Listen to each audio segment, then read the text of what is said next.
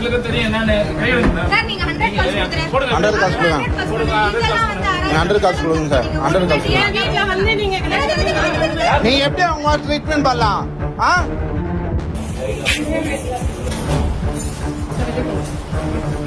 வெளியே போங்க சார்.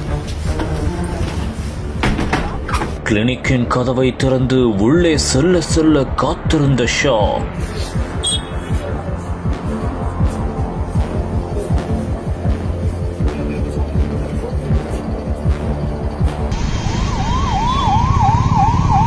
உள்ளே சென்றதும் பதறிப்போய் வெளியே போக சொன்ன பெண். வெளியே போங்க சார். ஆன் ஸ்பாட்டில் அதிரடி காட்டிய ஆபீசர் ஒவ்வொரு பெட்டியாய் பிரிக்க பிரிக்க அதிர்ச்சி. கிளைமேக்ஸில் யாருமே எதிர்பார்க்காத ஒரு ட்விஸ்ட். வெளியே போங்க சார்.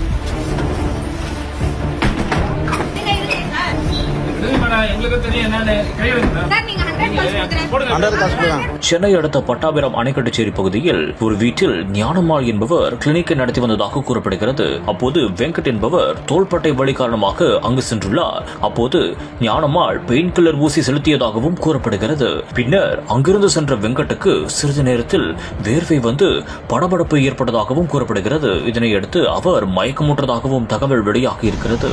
இதனால் அருகில் இருந்தவர்கள் உடனடியாக மற்றொரு மருத்துவமனைக்கு அனுப்பி சிகிச்சையும் அளித்ததாக தெரிகிறது. இவரை பரிசோதித்த மருத்துவர்கள் தவறான மருந்து கொடுத்ததாகவும் கூறியுள்ளனர். இதனால் அதிர்ச்சியடைந்த வெங்கட்டின் குடும்பத்தினர் மற்றும் உறவினர்கள் முதலில் மருத்துவம் பார்த்த கிளினிக்கிற்கு நேரடியாக சென்றுள்ளனர். அப்போது ஞானம்மாள் முறையாக பதிலளிக்காமல் வெளியே செல்ல கூறியதாகவும் தெரிகிறது.